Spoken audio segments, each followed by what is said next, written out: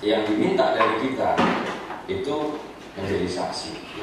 Saksi itu kita cukup mengatakan, tidak perlu kita tambahin, tidak perlu kita kurangi. Kita mengatakan sesuai dengan apa yang firman Tuhan katakan, ya.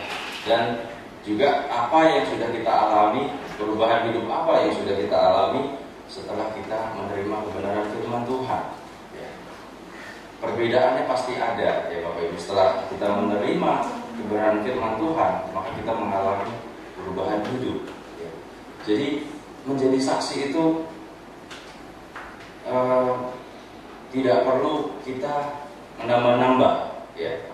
Memang dulu saya juga belajar Bapak Ibu bahwa awal-awal saya bersaksi, saya lebih banyak bercerita tentang diri saya sendiri, ya.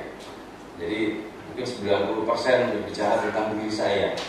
Tetapi kebenarannya adalah di sini Kisah Para Rasul 1 ayat 8, kamu akan menerima kuasa kalau Roh Kudus turun atas kamu, ya, dan kamu akan menjadi saksi siapa? Saksiku, ya. Saksi Tuhan Yesus di Yerusalem, di seluruh Yudea dan Samaria, dan sampai ke ujung bumi. Jadi kalau di dalam dunia persidangan, kerjaan kita jadi saksi itu sebenarnya gampang, ya. Cuma ngomong apa yang kita alami, apa yang kita ketahui. Tetapi kalau Tuhan Yesus, tugasnya lebih berat sebenarnya. Tuhan Yesus itu adalah pembela kita, ya. Kalau di dalam persidangan, Tuhan Yesus harus menyusun strategi, ya, harus menyusun pembelaan yang terbaik, ya, bagaimana supaya kita itu lepas dari hukuman, kira-kira begitu, ya, kalau dalam persidangan. Jadi kita nggak disuruh jadi pembela, kita nggak disuruh ngapa-ngapain, ya, kita cuma disuruh bersaksi saja, bersaksi tentang kebaikan Tuhan di dalam kehidupan kita. Nah, yang ketiga itu, nah ini yang seringkali saya juga tidak menyadari, Bapak Ibu, menyadari bahwa setiap jiwa itu memiliki harapan dan kerinduan yang sama. Kita kan sudah menerima kebenaran firman Tuhan, ya. Kita sudah menerima kabar kasih karunia, keselamatan. Tetapi tahukah kita bahwa di luar sana banyak orang-orang yang masih mengandalkan dirinya sendiri, banyak orang-orang yang masih takut akan kehidupan setelah kematian, ya. Nah, ini di luar negeri ada satu perusahaan, ya Bapak Ibu, yang jadi kalau orang-orang kaya yang takut mati, nah itu setelah mati bayar sekitar 500 juta, ya, nanti mayatnya jenazahnya dibekukan, ya.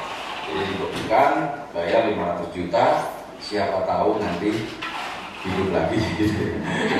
Siapa tahu, gitu. Jadi saking takutnya mereka, dan mereka berpikir bahwa siapa tahu nanti itu kepakai lagi badannya, gitu kan.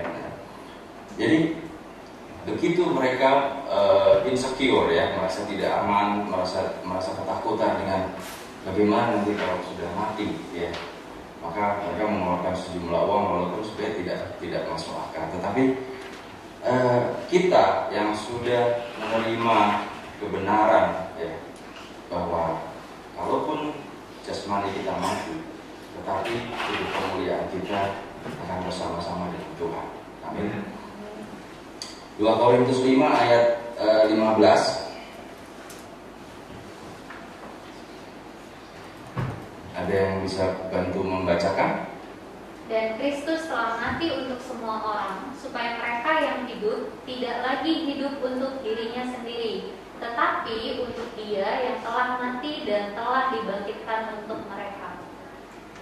Ya, bahwa kita menyadari bahwa Kristus sudah mati, ya, buat setiap kita. Nah, untuk itu maka kita harus melihat bahwa banyak jiwa di luar sana, ya, yang belum mengerti, yang mungkin makanya kita lihat, ya, banyak misionaris, ya, yang pergi ke daerah-daerah pedalaman, ya yang tidak terjangkau. Tetapi kita mungkin agak sulit ya kalau kita melakukan seperti itu ya. Mungkin ada yang bekerja, ada yang punya keluarga ya. Tetapi kita bisa lakukan bagian kita melalui kelompok-kelompok kita yang terkecil ya. Di terjemahan lainnya ya, di terjemahan bahasa Inggris ya, Tuhan Yesus memasukkan semua orang di dalam kematiannya ya, supaya semua orang juga termasuk di dalam kebangkitannya. Jadi memasukkan itu bukan berarti semua terus dibuat mati gitu ya, tapi semua sudah mati bagi dosa ya.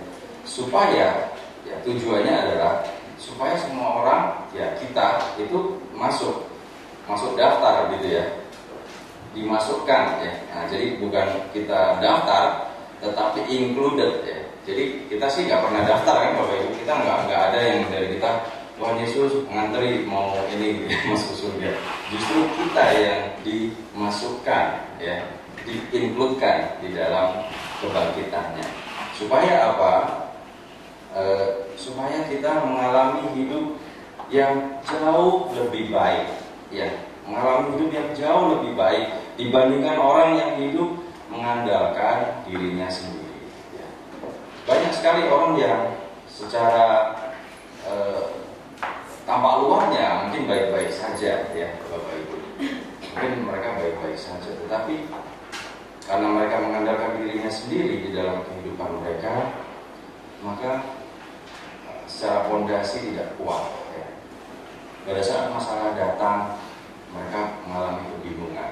Makanya seperti angka bunuh diri kan cukup tinggi ya. Banyak kita lihat juga yang tempat apa itu untuk pasien corona, banyak juga yang loncat kan dari hotel ya, karena stres ya.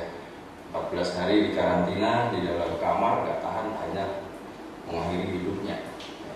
Dan kebanyakan dari mereka bukan orang-orang yang mengalami masalah keuangan ya, karena kalau di karantina di hotel itu bayarnya kan mahal, bukan yang murah ya.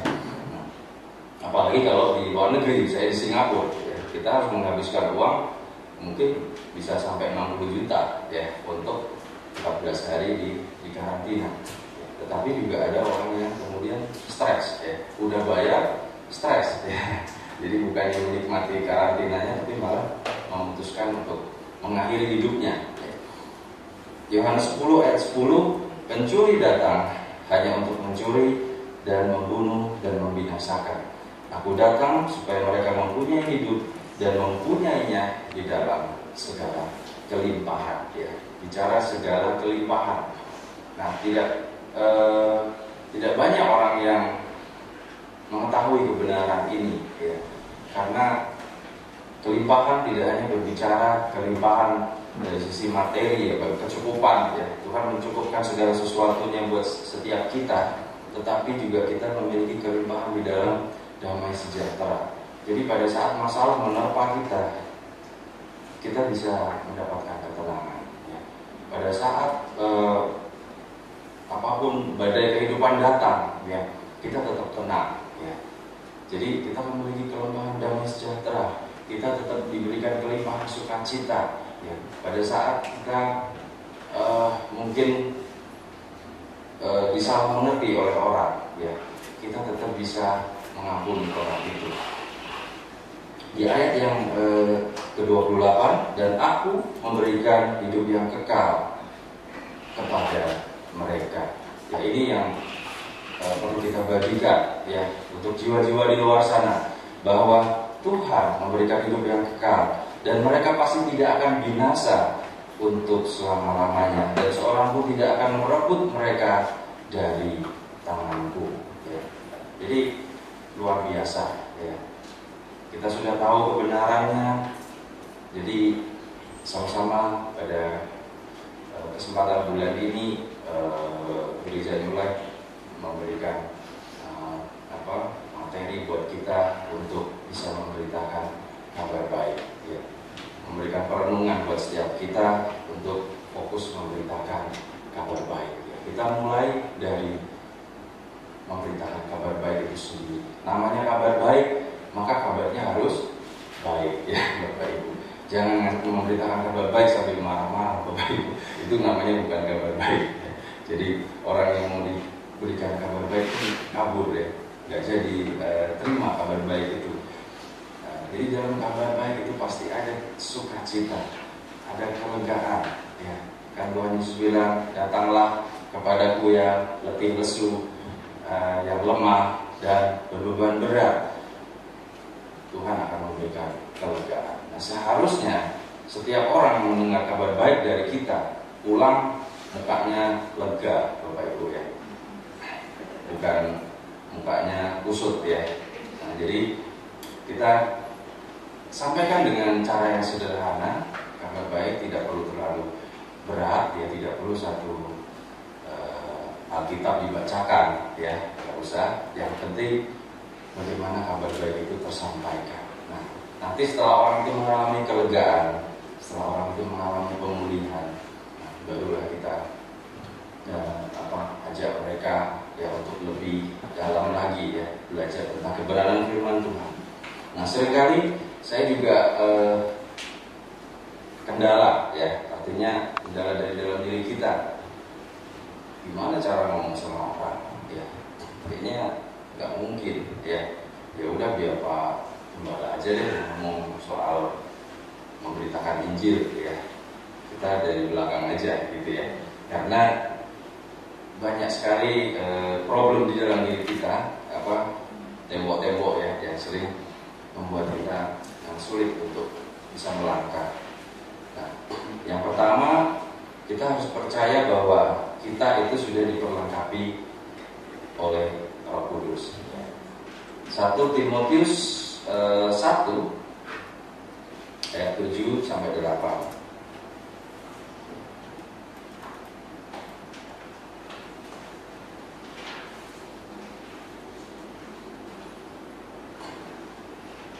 Mungkin saya salah kutip ininya, tapi saya bacakan ayatnya ya Bapak Ibu. Sebab Allah memberikan kepada kita bukan roh ketakutan ya, melainkan roh yang membangkitkan kekuatan, kasih dan ketertiban. Jadi Allah memberikan kepada kita bukan roh ketakutan, tetapi roh yang membangkitkan kekuatan, kasih dan ketertiban.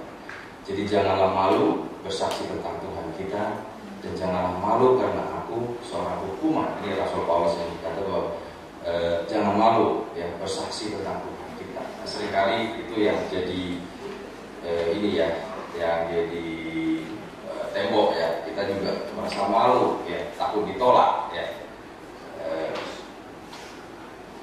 Seorang hukuman karena dia, melainkan ikutlah menderita bagi Injilnya oleh kekuatan Allah.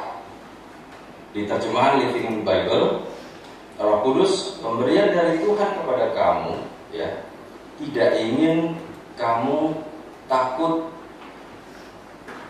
kepada orang lain ya. Oh iya, 2 Timotius ya, maaf, 2 Timotius 1 ayat 8. Roh Kudus pemberian dari Tuhan kepada kamu tidak ingin kamu takut kepada orang lain, tetapi bijaksana dan kuat, dan mengasihi mereka dan menikmati bersama mereka. Jadi kita jangan takut ya. Jangan takut ada Roh Kudus. Mengasihi mereka, dan yang ini yang memang agak sulit ya Bapak Ibu seringkali, menikmati bersama mereka. Ya, bagaimana kita mau menikmati waktu-waktu bersama dengan jiwa-jiwa kalau di pikiran kita ini orang dari tadi curhat melulu gitu ya, menghabiskan waktu dan sebagainya. Kita sudah mau ada rencana lainnya dan seterusnya. Nah, tetapi firman Tuhan berkata bahwa mengasihi mereka ya, kita harus mengasihi mereka, kita harus menikmati ya waktu bersama mereka. Apabila kamu mengangkat kekuatan dari dalam itu ya, jadi ini kekuatan dari dalam ya, bukan karena kekuatan kita. Jadi Roh Kudus yang akan memampukan kita untuk bisa mengasihi, Roh Kudus yang akan memampukan kita untuk menikmati waktu-waktu bersama dengan jiwa-jiwa. Nah, apabila kamu mengangkat kekuatan dari dalam ini, maka kamu tidak akan pernah takut ya untuk memberitakan tentang Tuhan kita kepada orang lain ya. Jadi kalau kita sudah punya kekuatan dari dalam, nggak usah takut ya. Firman Tuhan berkata, Lukas 21, mudah-mudahan nggak salah ya Bapak Ibu. Lukas 21 ayat 13.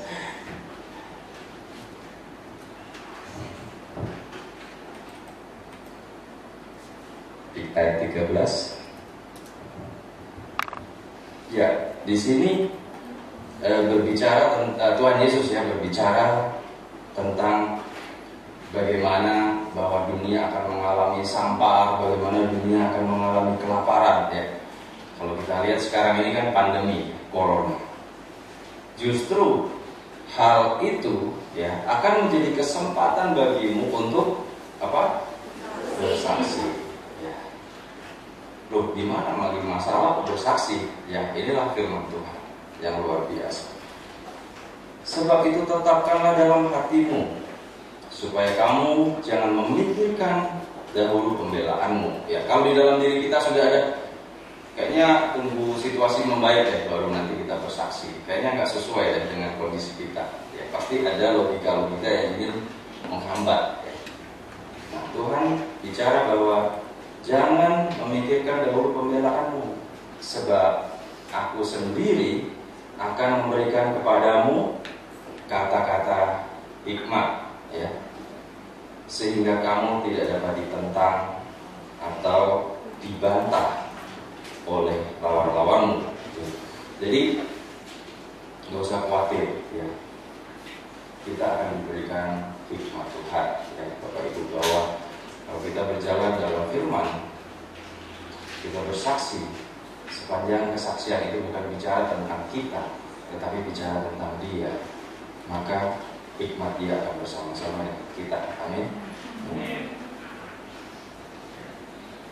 Di contemporary Inggris ya, jangan khawatir tentang apa yang akan kamu katakan untuk membela dirimu. Nah, ini bahkan sebelum kita ngomong, Tuhan bilang, aku akan memberikan kepadamu hikmat untuk mengetahui apa yang harus dikatakan. Nah, jadi nggak usah bingung ya. Nanti akan dikasih bocoran sama Tuhan ya. Kalau misalnya ujian kan paling sering dapat bocoran. Jadi Tuhan akan kasih bocorannya ya. Mengetahui apa yang harus dikatakan ya. Jadi kita tinggal copy paste aja ya Bapak Ibu, apa yang Tuhan mau katakan. Jadi yang pertama, kita percaya, nggak usah takut, kita diperlengkapi dengan Roh Kudus ya. Nah, ada yang mungkin dalam hati, tadi kayaknya perasaan udah 3 ya, ini kok 1 lagi. Ada berapa ini? Ya, jangan khawatir Bapak Ibu, masih banyak ya. Yang kedua, hidupi kabar baik itu ya. Ini yang menjadi tantangan ya buat kita semua. Kita lihat Roma 12 ayat 9. Hendaklah kasih itu jangan pura-pura ya. Jauhilah yang jahat dan lakukanlah yang baik ya. Jadi kita, karena kita sudah menghidupi kabar baik yang sudah memerdekakan kita, maka berhenti pencitraan ya. Berhentilah pencitraan ya. Hiduplah sebagaimana kasih Tuhan itu hidup di dalam setiap kita. Nah, apalagi sekarang pakai masker ya, nggak tahu senyum atau lagi gitu kan. Kita nggak tahu di dalamnya karena ditutup ya. Jadi di dunia yang sekarang ini, di mana di sosial media ya, kita kelihatannya seperti baik-baik saja ya, waktu difoto senyum dan lain sebagainya. Selesai dari itu kita nggak tahu ya, tetapi marilah kita bersama-sama hidup dengan kasih yang memang kasih yang sejati, ya. Kasih yang sudah kita terima dari Tuhan, ya. Kalau Tuhan sudah berikan nyawanya buat setiap kita, kalau Tuhan sudah berikan dirinya untuk setiap kita, ya, mari kita belajar untuk mengasihi orang lain, ya. Mungkin kita tidak bisa memberikan, kalau Tuhan sudah memberikan 100% kasih itu kepada kita, mungkin kita hanya bisa memberikan 10%, ya, dari kasih itu.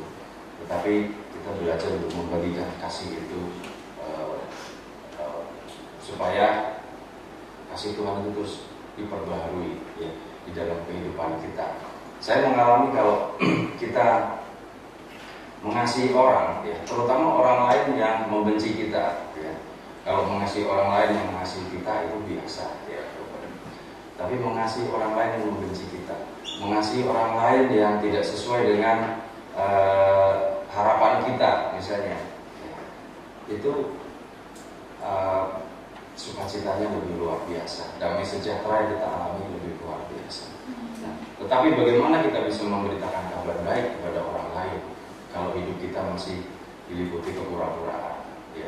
Di depannya kita muji-muji dia, di belakang kita ngomongin dia, misalnya gitu, ya, menjelek-jelekan. Nah, akhirnya orangnya tahu, misalnya gitu. Nah, akhirnya itu menjadi batu sandungan, ya, untuk kita bisa memberitakan kabar baik, ya. Ternyata nggak seperti itu, ya. Orang Kristen kok seperti itu, ya. Akhirnya ujung-ujungnya yang kena siapa? Tuhan Yesus juga, ya. Ya, kita yang berbuat, Tuhan Yesus yang dijelek-jelekin, ya, Bapak Ibu. Jadi di 1 Petrus 2 ayat 12, ya, ini bicara tentang pada zaman dulu orang masih banyak orang yang menyembah berhala, ya. Saya bacakan di New International Version, ya. Hiduplah dengan baik, ya, di kalangan para penyembah berhala, sehingga walaupun mereka menuduh kamu melakukan kesalahan, ya, walaupun pada zaman itu murid-murid Tuhan Yesus sering disalah mengerti, ya, tetapi pada akhirnya mereka akan melihat perbuatanmu yang baik, ya, dan memuliakan Tuhan pada hari Ia datang, ya. Fokusnya kembali kepada tujuannya. Kenapa kita harus berbuat baik? Kenapa kita walaupun salah mengerti harus tetap berbuat baik? Tujuannya pada akhirnya adalah memuliakan Tuhan pada hari Ia datang. Itu tujuan akhirnya, Bapak Ibu, dari kenapa kita harus menghidupi kabar baik itu. Kalau kita tidak menghidupi kabar baik, maka apa yang kita baca, apa yang kita renungkan, itu tidak bisa kita lakukan dalam kehidupan kita sehari-hari. Nah, yang ketiga itu kembali tadi kan M yang kedua kan apa? Ada yang tahu M yang kedua? Ya, menjadi saksi, ya. Jadi bagaimana kita memiliki kekuatan, ya, kemampuan untuk kita bisa memberitakan kabar baik. Tadi kan kita percaya bahwa ada Roh Kudus, ya. Dan yang kedua, kita harus menghidupi, ya, kabar baik itu di dalam kehidupan kita. Nah, yang ketiga kembali lagi, memang tidak ada yang lain, cara lain yang lebih efektif selain bersaksi.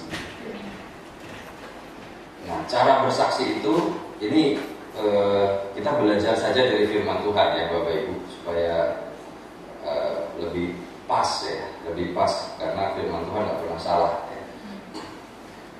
Belajar dari pada saat Tuhan Yesus membuat orang buta itu bisa melihat. Yang jadi diberi apa di Yohanes 9, ya, ini bisa dibuka Yohanes 9. Di situ kan ada orang buta, dan kemudian orang buta itu dikasih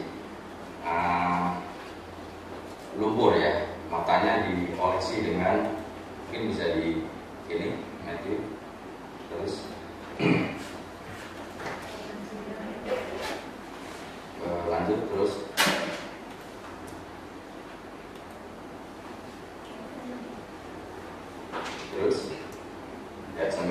bisa cepat ya. Ia meludah ke tanah dan mengaduk ludahnya itu dengan tanah, lalu mengoleskannya pada mata orang buta. Terus kita baca terus satu-satu. Ya, terus.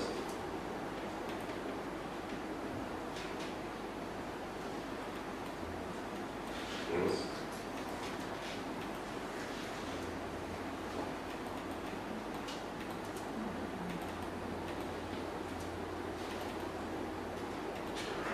Ya, terus.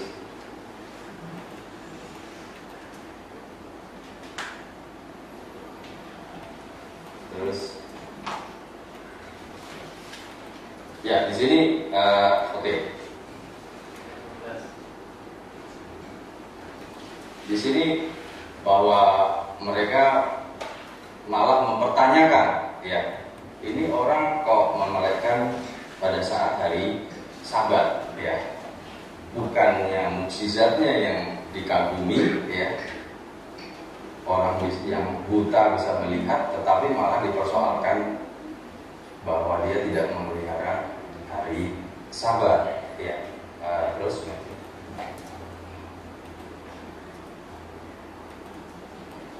ya, terus. Nah, lalu dipertanyakan ini pada orang tuanya, ini anakmu ya, bagaimana ya bisa melihat, kan dulu lahirnya buta, ya. Terus, nah, orang tuanya kan yang kami tahu bahwa dia anak kami, ia memang buta. Terus, bagaimana ya sekarang dapat melihat, dan siapa yang memelekkan? Tidak tahu, orang tuanya tidak tahu, ya. Nah, lalu disuruh balik nanya ke anaknya, tanyalah ke anak saya, gitu kan. Nah, lanjut. Ya, telah dewasa, ya. Nah, lalu ditanya sama orang-orang Farisi ini, katakanlah kebenaran di hadapan Allah, kami tahu bahwa orang itu berdosa. Maksudnya Tuhan Yesus, ya. Ayat 25. Nah, di sini kita belajar bagaimana bersaksi, ya.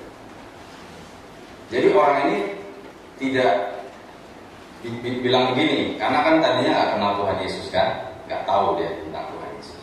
Apakah orang itu berdosa? Aku tidak tahu, ya. Tetapi satu hal yang aku tahu, bahwa aku tadinya buta dan sekarang dapat melihat. Udah, simpel, begitu aja.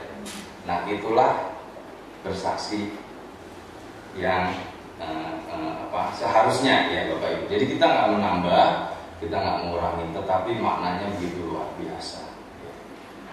Kalau kita boleh bersaksi, dahulu saya buta, dahulu saya pikir bahwa perbuatan-perbuatan saya, persembahan-persembahan saya bisa membuat saya berkenan di hadapan Tuhan. Dahulu saya buta, tapi sekarang saya boleh melihat bahwa bukan perbuatan saya, bukan persembahan-persembahan yang saya berikan yang membuat saya berkenan kepada Tuhan, yang bisa menyelamatkan kehidupan saya setelah saya mati, tetapi adalah karya salibnya, karya penebusannya, darahnya, ya, yang menebus dosa-dosa dan pelanggaran saya. Itu yang membuat mata saya bisa melihat, ya. Itu kesaksian yang perlu kita bagikan, ya Bapak Ibu, kepada orang-orang yang kita kasihi, yang belum mengenal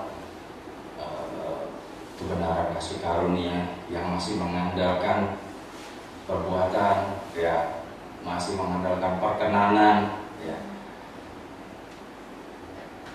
Kesaksian seperti itu yang harus kita bagikan. Dan yang keempat, memuji dan menyembah Tuhan, ya. Jadi ternyata murid-murid Yesus, ya, pada saat mereka menyampaikan yang mereka lakukan sebenarnya sederhana, Bapak Ibu. Kita lebih canggih, ya. Di sini ada kelas pemuritan, kemudian ada NLC, ya, ada juga SAN, ya, ada training, berbagai macam training, ya. Pada zaman murid-murid Yesus, mereka Kisah Rasul 2 ya, ayat 46 sampai 47, dengan bertekun dan dengan sehati mereka berkumpul. Nah, mungkin dulu awal-awal New Life berdiri, kita sering lakukan ini, Bapak Ibu. Memang sih nggak di rumah masing-masing, di sini kita berkumpul terus makan-makan bareng ya Pak ya. Jadi makin lama jemaat New Life makin banyak. Jadi restorannya nggak muat Bapak Ibu. Dulu kita masih berapa orang berkumpul, tapi kita berkumpulnya bukan karena makan-makannya, tetapi karena kita sehati dan sepikir, ya, sehati dan sepikir, dan memecah roti dan makan bersama. Nah, yang terutama, yang paling penting sebetulnya bukan itunya ya, bukan berkumpulnya, tetapi adalah memuji Allah. Ya. Nah, di sini yang luar biasa bahwa kembali lagi bahwa dahulu kita masih buta, sekarang kita sudah melihat. Dahulu kita memikirkan bahwa kalau gereja itu bertumbuh, kalau satu gereja itu bertumbuh itu karena organisasinya yang baik ya, karena mungkin pastornya luar biasa ya, mungkin ahli manajemen ya, mungkin diatur sedemikian rupa. Tetapi ternyata di sini tiap-tiap hari Tuhan menambah jumlah mereka dengan orang yang diselamatkan ya. Yang menambahkan siapa? Tuhan ya. Kita cuma ngapain? Cuma kumpul, memecah roti, makan-makan, memuji Tuhan. Enak kali ya Bapak Ibu ternyata. Ternyata kerjaannya nggak terlalu ini kalau dipikir-pikir ya. Jadi memuji Tuhan, dan maka Tuhan menambah jumlah mereka dengan orang yang diselamatkan. Jadi ya mungkin karena kita masih pandemi, kita nggak bisa makan bersama-sama ya Bapak Ibu. Mungkin makan bersama-sama secara virtual ya. Tetapi yang penting apa? Sehati sepikir. Yang terutama apa? Adalah memuji Tuhan di dalam segala keadaan, di dalam segala kesempatan. Ya, di New Life kita ada doa malam, kita juga ada NLC. Nah, disitulah media kita untuk bersama-sama memuji Tuhan. Ya, kami sangat diberkati di NLC, di mana ada kesaksian-kesaksian. Nah, di situ menguatkan dan semuanya bicara tentang Kristus, ya, bicara tentang Tuhan. Nah, yang ke-5, dikit lagi ya Bapak Ibu, cuma 25 aja sih. Nah, jadi ini kan ya. Roma 1 ayat 16 ya. Sebab aku mempunyai keyakinan yang kokoh ya. Sebab Injil adalah kekuatan Allah yang menyelamatkan setiap orang percaya. Nah, pertama-tama orang Yahudi, tetapi juga orang Yunani. Sebab di dalamnya nyata kebenaran Allah yang bertolak dari iman dan memimpin kepada iman, seperti ada tertulis, orang benar akan hidup oleh iman. Artinya kita harus percaya bahwa Injil itu bukan kekuatan kita, ya, tetapi Injil itu adalah kekuatan Allah. Jadi yang kita mau beritakan itu adalah Allah yang perkasa, Allah yang besar. Jadi nggak usah takut ya Bapak Ibu, karena Injil itu adalah kekuatan Allah. Dan yang terakhir, ini yang paling penting, Kristuslah yang menjadi pusatnya.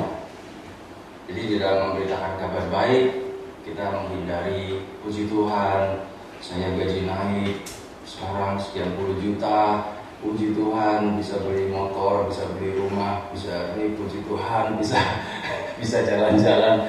Terus ini yang dapat kabar baik langsung permisi pulang Bapak Ibu. Ini apa namanya? Pansos ya. Nah, jadi Kristuslah yang menjadi pusat ya. Roma 1 ayat 5, dengan perantaranya kami menerima kasih karunia dan jabatan rasul untuk menuntun semua bangsa supaya mereka percaya dan taat kepada namanya. Ya. Jadi yang menjadi fokus adalah namanya. Roma 11 ayat 36, sebab segala sesuatu adalah dari Dia dan oleh Dia dan kepada Dia dan bagi Dialah kemuliaan sampai selama-lamanya. Demikian Tuhan Yesus memberkati.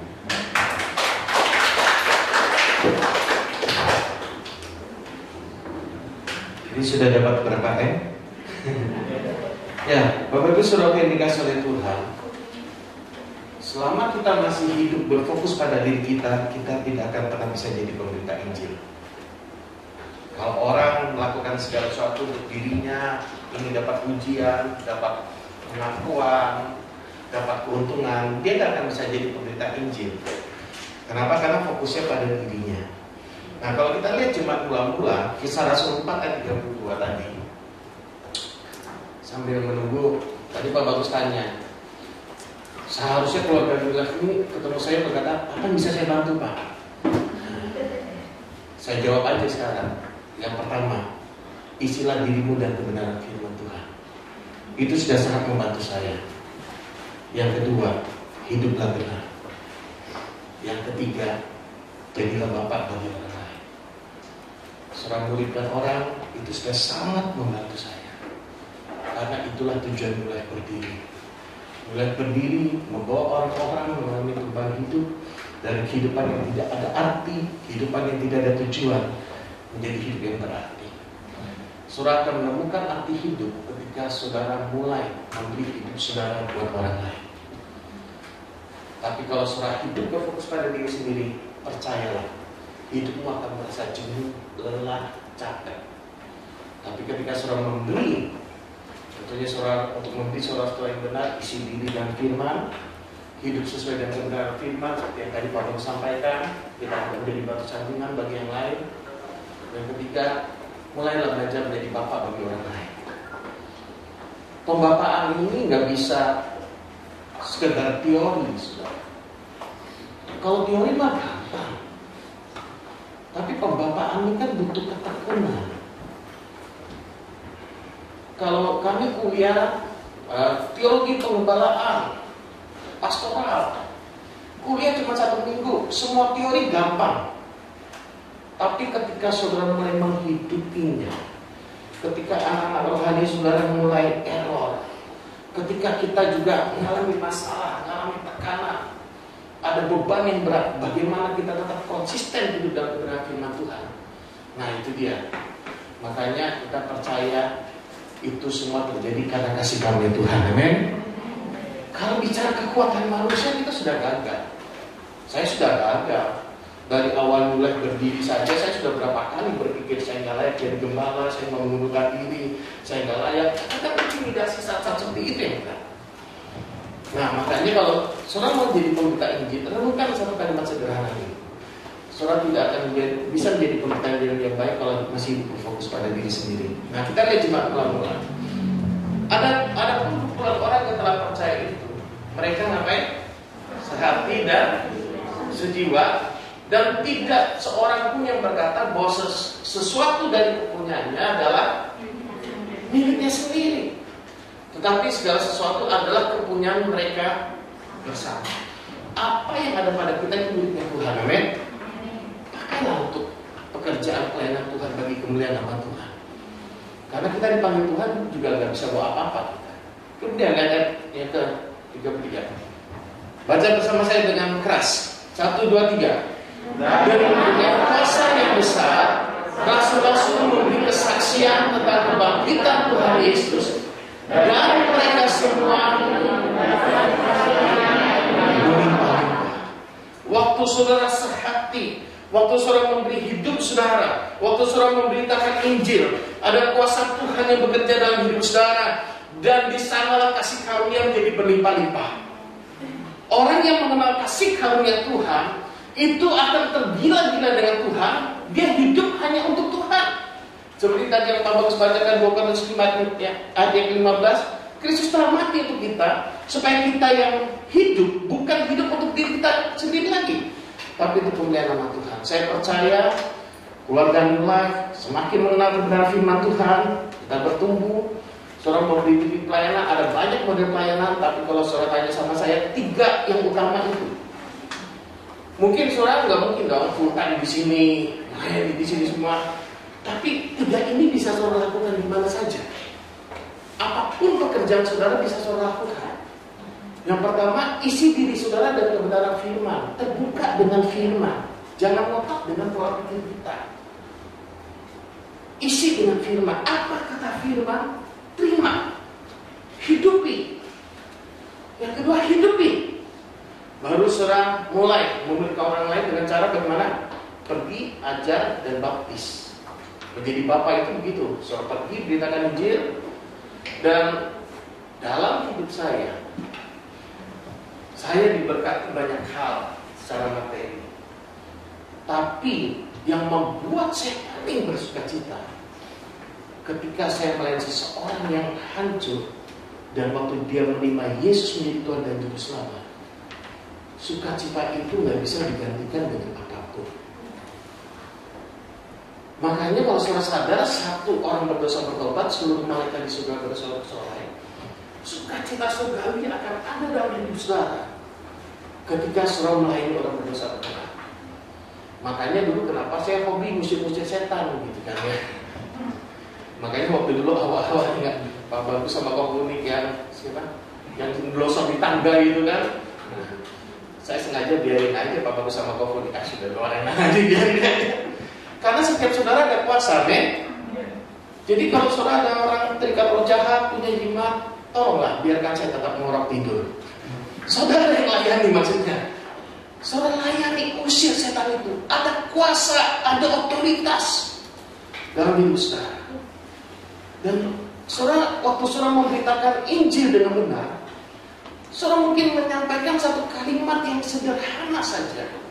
Tapi kalimat yang sederhana itu, firman Tuhan itu, yang tentunya kita sampaikan firman Kristus ya, itu bisa menembus sampai ke sumsum yang paling dalam, ke dalam hati seseorang.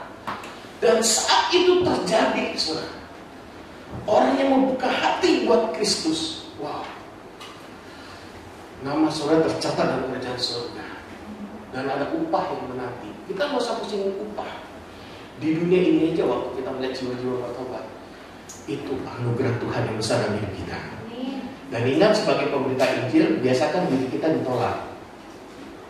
Jangan saudara, aduh ditolak, enggak, aku nggak bisa. Kan seringkali kita berat, aku nggak tahu mau ngomong apa, aku nggak bisa. Kalau saudara punya pengalaman pribadi dengan Tuhan, rasanya sebelum terima Tuhan gimana, setelah saudara terima Tuhan gimana, itu aja yang disaksikan ini. Seperti tadi, dulu aku buta, sekarang aku melihat. Sudah, aku nggak tahu.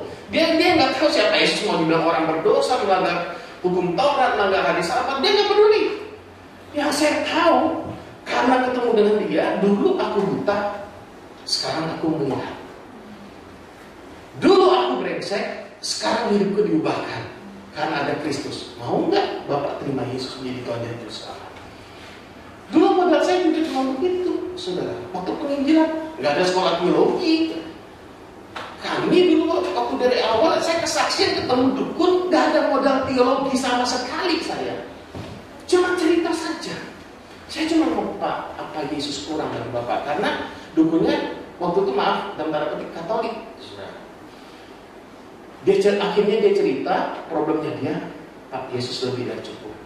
Saya waktu dulu kasih kartu nama. Di kartu nama saya itu ada tulisan, dia buat jalan saat dia ada jalan. Ini ya Pak ya. Ini saya kasih ke sama istri saya waktu itu sampai jam 3 pagi kita ya, nungguin orang demo-demo ilmu itu. Dia buat jalan saat dia ada jalan. Pak, kalau Bapak mentok sudah nyerah, ingat ini Pak, dia buat jalan saat dia ada jalan. Dia buat jalan saat dia ada jalan. Saya cuma kasih gitu aja. Saya tunggu dia nggak ada hubungi. 2 hari kemudian dia hubungi. Wah, langsung kesempatan emas. Langsung saya ajak ketemu di McDonald makan. Beritakan Injil bukan dompet saudara, bukan hanya bukan mulut. Kalau saudara isi perutnya, hatinya kan mudah terbuka juga gitu kan. Ya, di sana kami layani dan cerita bakar jimat, satu kendi dan sebagainya. Tapi dulu lemah dalam pengembalaan, follow. Saya waktu itu masih sangat muda, saudara, dan gereja nggak ada fasilitas untuk tempat tinggal dan sebagainya. Karena dia tinggal di Gresik, saya kasihkan ke gereja di Gresik sana, tapi nggak ada follow juga. Memang pelayanan seperti kita ini sangat dibutuhkan. Makanya kalau ada dukun bertobat, wanita malam bertobat, preman bertobat, puji Tuhan ada nilai, sudah ada tempat tinggal, ada makanan. Tinggal dididik, dia mau saja keluar dari kehidupan namanya. Maka di dalam Kristus kita akan bersama-sama menolongnya. Amin.